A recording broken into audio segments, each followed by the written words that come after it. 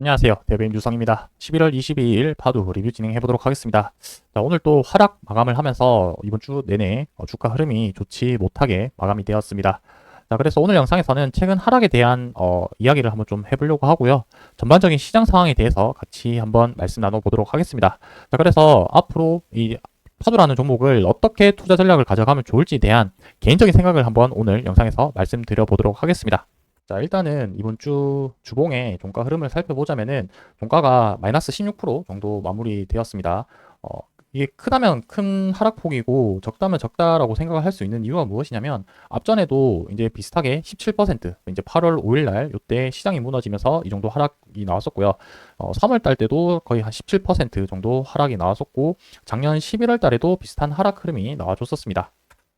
그리고 요때는 이제 파도 실적 쇼크가 나오게 되면서 주가 크게 하락했을 때는 거의 40% 넘게 하락하는 이런 흐름들이 보여왔었는데 파도라는 종목의 이런 개별적인 움직임을 봤었을 때 주봉상 거의 한 20% 정도 등락폭은 충분히 나올 수 있는 변동폭이다. 1차적으로 이렇게 좀 기억을 해 주시면 좋을 것 같고, 그리고 제가 앞전에 좀 지지선이라고 생각할 수 있는 부분이 요 장대 양봉의 종가 가격이거나 혹은 이 장대 양봉의 시초 가격 정도로 생각을 했었는데 그 가격대 라인이 이제 이미 이탈을 나와줬죠. 이탈을 나왔기 때문에 그 다음 지지 라인이 좀 중요하다라고 생각이 드는데 그 다음 지지 라인 같은 경우는 여기 앞에 이제 공통적으로 이렇게 형성하는 이 구간에서 지지 라인 나올 가능성이 좀 높지 않을까라고 생각을 하고 있습니다. 그래서 지금보다 조금 더 추가적인 하락이 나올 수 있다는 점은 좀 염두를 해 두시고 봐주면은 마음의 여유가 조금 생기지 않을까라고 생각이 들고요. 그리고 긴 흐름으로 봤었을 때 이런 큰 박스권 좀 흐름이라고 좀 봐야 되겠죠. 일본 기준으로 봤었을 때. 이렇게 크게 보면 이렇게 볼 수도 있고 조금 더 작게 보자면은 한 요 정도로 기준으로 좀 보면 좋을 것 같은데 이런 박스권 흐름에서 지금 상단 돌파를 시도를 했다가 돌파를 못하는 그러니까 이 돌파할 수 있는 강력한 재료나 모멘텀이 없는 상태이기 때문에 다시 좀 가격 조정을 받고 있는 상태라고 좀 볼 수 있을 것 같고 그리고 대내외적으로 지금 국내 증시의 자금 자체가 수급이 많이 약한 상태입니다.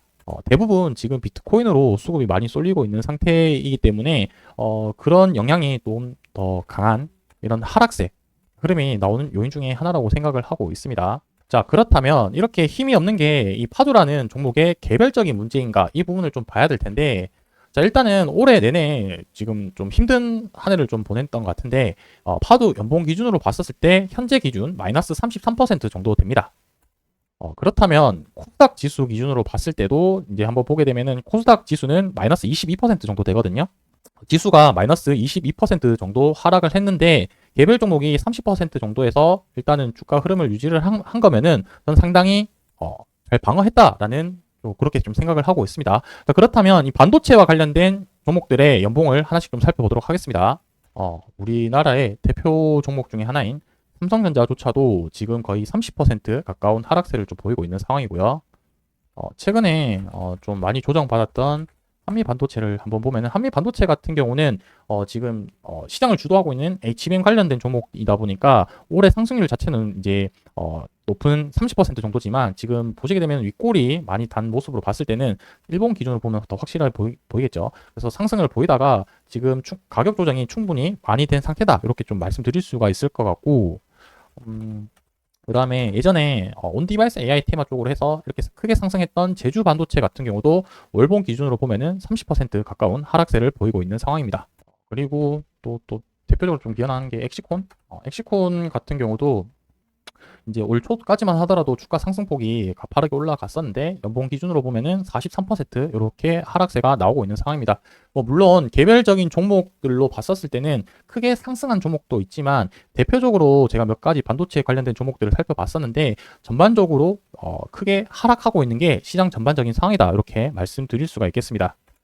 제가 여기서 종합적으로 말씀드리고 싶은 부분은 결국 무엇이냐면은 전체 시장 상황 자체가 대부분 이제 올해 같은 경우는 하락장이었다라고 말씀드릴 수가 있을 것 같고 파도뿐만 아니라 전반적인 반도체 종목들 그리고 대부분의 종목들 같은 경우도 많이 하락했던 올해 한 해였다라고 이해를 하시면 될 것 같습니다. 그래서 제가 지금 시장이 언제쯤 되돌아올 수 있을까라는 관점에서 보고 있는 게 두 가지 정도 보고 있는데요. 첫 번째는 이 달러 부분이고 두 번째는 여기 밑에 있는 신용 잔고 금액 요 두 가지가 이 부분들이 어떻게 되느냐에 따라서 다시 시장이 반등할 수 있는 모멘텀 포인트라고 생각을 하고 있는데, 첫 번째 달러 같은 경우가 지금 1,400원대로 계속해서 유지를 하고 있습니다. 그래서 이 금액이 제가 생각했을 때는 1,450원 정도에서 아마 왔다 갔다 할 가능성이 높지 않은데, 1,400원이 넘어가게 되면은 아마 한국은행에서 어느 정도 개입을 할 거라고 생각을 하고 있습니다.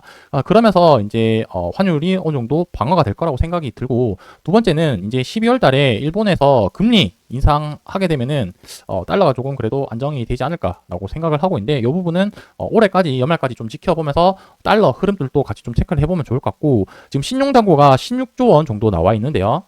이 신용잔고 자체 금액을 이제 조회를 해보시면은 이 월간 기준으로 한번 좀 3년 동안 보도록 하겠습니다.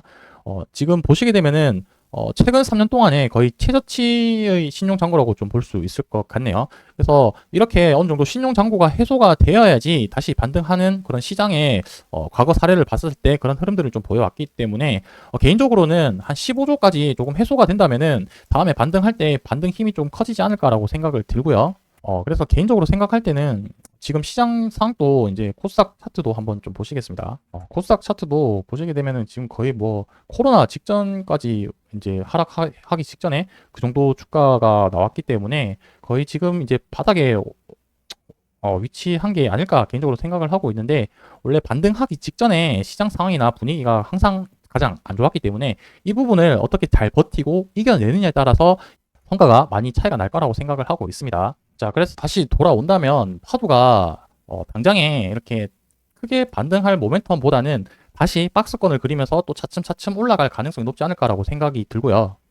다음 주 그리고 올해까지 하면서 이 지금 제가 밑에 지지 라인 했던 부분들이 가격을 잘 지켜주는지 여부와, 그리고 이쪽에 초록색 굵은색 선인 주봉 11선을 다시 돌파하는 흐름이 좀 중요하지 않을까라고 생각을 하고 있습니다. 자, 그래서 반등 모멘텀이라고 한다면은 다시 정리를 해보자면은 지금 최근에 계속 이 금감원 수사 부분에 대해서 해결되는 부분 포인트가 하나가 중요할 것 같고요. 두 번째는 대량 수주 공시 부분들이 이 두 가지가 반등할 수 있는 키 포인트가 되지 않을까라고 생각을 하고 있는데, 자, 1차적으로는 금감원 관련해서 이 이슈 부분이 시간이 너무 길어지고 있는데, 이 부분에 대해서도 사측에서 뭐 관련된 내용이나 좀 속 시원한 이야기를 해주면 투자자분들에게 어느 정도 리스크는 해소가 될 수 있을 거라고 생각이 들기 때문에 사측에서도 조금 대응해주면 어떨까라고 생각이 들고 있습니다. 최근 이 주가 하락 자체가 뭐 특별하게 큰 이슈나 악재가 있어서 하락한 부분은 아니다. 그리고 두 번째는 시장 지금 흐름에 따라서 주가도 같이 움직이고 있는 상황이고요.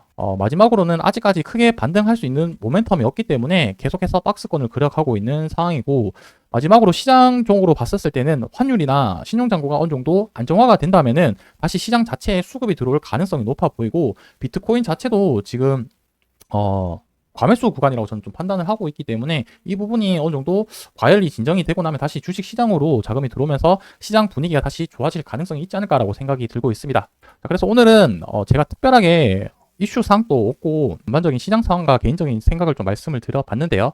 이 부분에 대해서 또 특별하게 문제가 생긴다면은 영상에서 가감없이 말씀드리도록 하겠습니다. 그리고 개인적으로 만약에 하락을 했을 때 정말 문제가 된다고 한다면 앞전에 나왔던 것처럼 이렇게 거래량이 실리면서 크게 하락이 나올 거라고 생각이 들고요. 앞전에 지금 거래량이 한 1,000만 주에서 1,500만 주 정도 나왔는데, 파도 보시게 되면 유통 주식 수가 3,500만 주입니다.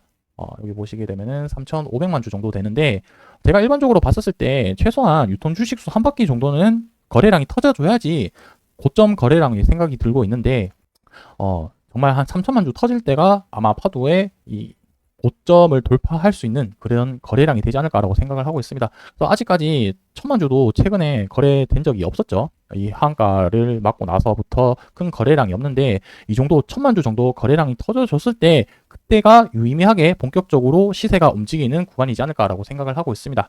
자, 그때까지 이 파도와 관련된 소식들 제가 영상에서 지속적으로 말씀드리도록 하겠습니다. 오늘 영상 여기서 마무리하고요. 주말 잘 보내시고 저는 다음 주에 또 인사드리도록 하겠습니다. 감사합니다.